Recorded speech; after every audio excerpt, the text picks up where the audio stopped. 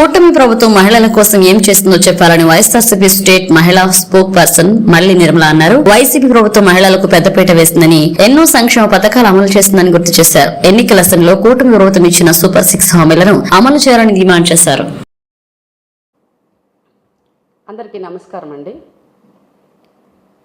ముందుగా జిల్లా మహిళలకి, రాష్ట్ర మహిళలకి మహిళా దినోత్సవ శుభాకాంక్షలు మా వైఎస్ఆర్ కాంగ్రెస్ పార్టీ తరఫున తెలియజేస్తూ ఉన్నామండి. మహిళలకి మహిళా దినోత్సవ శుభాకాంక్షలు తెలియజేయడంలో వైఎస్ఆర్ కాంగ్రెస్ పార్టీ చాలా సంతోషాన్ని వ్యక్తపరుస్తూ ఉంది. కానీ ఇప్పుడు ఏర్పడ్డ కూటమి ప్రభుత్వం మాత్రం మహిళల్ని ద్రోహం చేసిందనే చెప్పాలి. రేపు మహిళా దినోత్సవం సందర్భంగా మహిళలకి ఈ రాష్ట్ర ప్రభుత్వం ఎలాంటి సంతోషకరమైనటువంటి వార్తల్ని వినిపించి శుభాకాంక్షలు చెప్పదలుచుకున్నదో తెలియజేయాలని కూడా మేము కోరుతూ ఉన్నాం. జగన్మోహన్ రెడ్డి గారు పరిపాలనలో మహిళలకి పెద్దపీట వేయడం జరిగింది. వాళ్ళ పేరుతో అనేక సంక్షేమ పథకాలను ఇవ్వడం జరిగింది. చివరికి ఎన్నికలకి ముందు ఆపద్ధర్మ ముఖ్యమంత్రిగా కూడా ఎన్నికల కోడ్ ఉన్నప్పటికీ చేయూత పథకం డబ్బులు వాళ్ళ అకౌంట్స్లో వేయడం, ఎన్నికలు అయిన తర్వాత కూడా మహిళలు ఆ చేయూత డబ్బులు తీసుకోవడం జరిగింది. అంటే మహిళల యొక్క సంక్షేమం కోసం జగన్మోహన్ రెడ్డి గారు నిరంతరం ఆలోచించి అనేక సంక్షేమ పథకాలని మహిళలకి డైరెక్ట్గా అమ్మఒడి పథకం అయితేనేమి, చేయూతనైతేనేమి, ఇలాంటి ఇంటి పట్టాలు కానివ్వండి, ఇలాంటివి పొదుపు మహిళలకి రుణాలు కానివ్వండి, ఇవన్నీ కూడా అందించినటువంటి ఘనత జగన్మోహన్ రెడ్డి గారికి దక్కుతుంది. ఈ ప్రభుత్వం మోసపూరిత మాటలు చెప్పి మహిళలు మాకు అర్ధరాత్రి వరకు క్యూలో నిల్చుకొని ఓట్లేశారు అని చెప్పి అధికారంలోకి వచ్చారు ఈ కూటమి ప్రభుత్వం. అర్ధరాత్రి వరకు ఓట్లేసినటువంటి మహిళలకి రేపు మహిళా దినోత్సవం సందర్భంగా ఎలాంటి పథకాలని, కొత్త పథకాలు ఇవ్వబోతున్నారా, లేకపోతే వీళ్ళు చెప్పినటువంటి సూపర్ 6 పథకాలని అమలు చేయబోతూ ఉన్నారా, ఎలాంటి కానుకల్ని మహిళలకి అందించబోతూ ఉన్నారో తెలియచేయాల్సినటువంటి అవసరం ఉంది.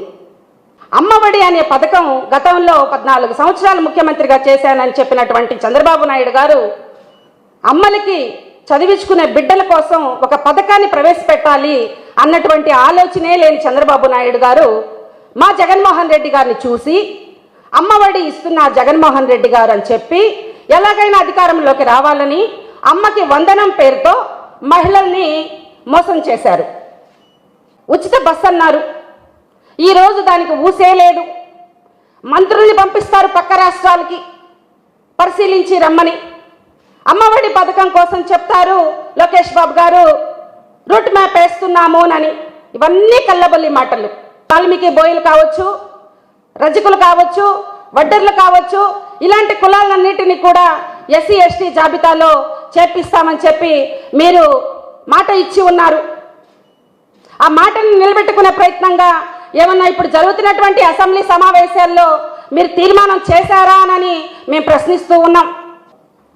ఏమండి నారాయణ గారు, మీరు నిన్న ఒక మాట కూడా అన్నారు, ప్రజలు ఒక అవకాశం ఇస్తారు, బాగా పనిచేస్తే మరొకసారి అవకాశం ఇస్తారు అని. మరి మీరు 2014లో అధికారంలో ఉన్నారు కదా, మరి మీకు 2019లో అధికారం ఇవ్వలేదంటే దాని అర్థం ఏంటి? అంటే మీరు బాగా పనిచేయలేదనే కదా. అంటే మీకు 23 సీట్లు వచ్చాయి కదా రోజు. మీ ఆ రోజు ఓట్లెన్ని? ఈ రాష్ట్ర ప్రజలు మీకు ఇచ్చిన ఓట్లెన్ని? మాకు ఇప్పుడు ఇచ్చిన ఓట్లెన్నో తెలుసా? ఓడిపోయారని మీరు మాట్లాడుతున్నారు, ప్రజల్ని మోసం చేసి అధికారంలోకి వచ్చారు అని మేము మాట్లాడుతున్నాం. మీకు ప్రతిపక్ష హోదా ఆ రోజు ఇవ్వదలుచుకొని 151 సీట్లతో అధికారంలో కూర్చున్న మగాడు మా జగన్మోహన్ రెడ్డి గారు ఆ రోజు మీకు ప్రతిపక్ష హోదా ఇచ్చారు. కను సైగ చేస్తుంటే మీ పక్కన ఉన్న వాళ్ళు 3/4 మంది మా జగన్మోహన్ రెడ్డి గారికి సరెండర్ అయిపోయి ఉంది ఆ రోజు. కానీ మా నాయకుడు ఏ రోజు కూడా ప్రజల పక్షాన ఏమైనా ప్రశ్నలు ఉంటే వాళ్ళు ప్రశ్నించాలి, మనం వాటికి సమాధానం చెప్పాలి అన్న ఉద్దేశంతో ఆ రోజు మీకు ప్రతిపక్ష హోదా ఇచ్చారు. 11 సీట్లున్నా ప్రతిపక్ష హోదా ఇవ్వకూడదునని ఎక్కడన్నా రూల్ ఉందా నారాయణ గారు? మిమ్మల్ని కూడా ప్రతిపక్ష హోదా ఇచ్చారు, మాకు కూడా అలాగే ఇవ్వండి. 40% మంది ఓటర్స్ మాకు ఓట్లేశారు, ప్రజా సమస్యల పక్షాన మేము పోరాడాలి, మాకు ప్రతిపక్ష హోదా ఇవ్వండి అని మా జగన్మోహన్ రెడ్డి గారు మాట్లాడితే మీకు అర్హతే లేదని మాట్లాడతారా? మీకు మాత్రం సుర్రుమంటదే కార్పొరేటర్కి ఎక్కువ, ఎమ్మెల్యేకి తక్కువ అనంటే, మాకు మాత్రం మమ్మల్ని అవమానిస్తే మాకు మాత్రం కాలకూడదా? మిమ్మల్ని మీ కూటమి నాయకులే హేళన చేశారు. ఎలాగో చెప్పనా? సీజ్ ద షిప్ అన్నారు. మీరు ఏమన్నారు? Seize the ship. తెల్లారి గుర్రును పోయింది ఆ షిప్పు. అంటే ఎవరు అవమానించారండి మిమ్మల్ని?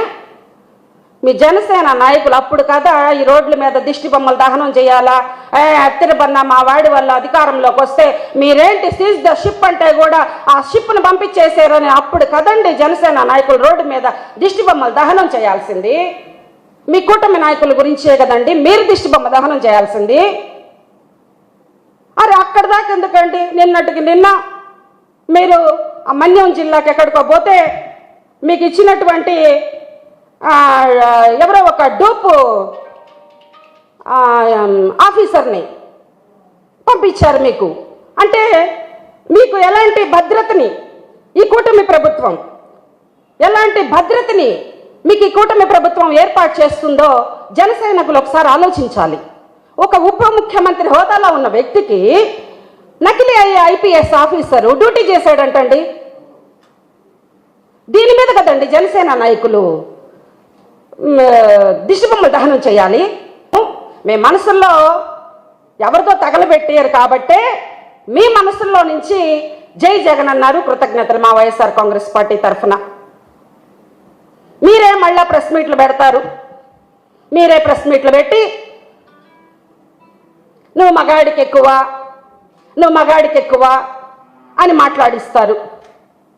మా నాయకుడు మగాడు కాబట్టే కదా ఆనాడు కేంద్ర ప్రభుత్వం సోనియా గాంధీ లాంటి నాయకుల్ని, ఢిల్లీలో ఉన్న నాయకుల్ని ఢీకొట్టి ప్రజలే నాకు ఏ రోజుకైనా వాళ్ళ కోసమే నా జీవితం అని చెప్పి ఒక మగాడిగా ఆ రోజు కేంద్రంలో అధికారంలో ఉన్నటువంటి నాయకుల్ని ఎదిరించి మీ యొక్క వాల్యూస్ని తగ్గిస్తూ భావించట్లేదు.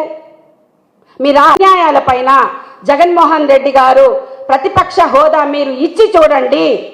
ఈ రాష్ట్ర ప్రజలు 40% ఓట్లతో జగన్మోహన్ రెడ్డి గారికి నమ్మి ఓట్లేస్తున్నారు.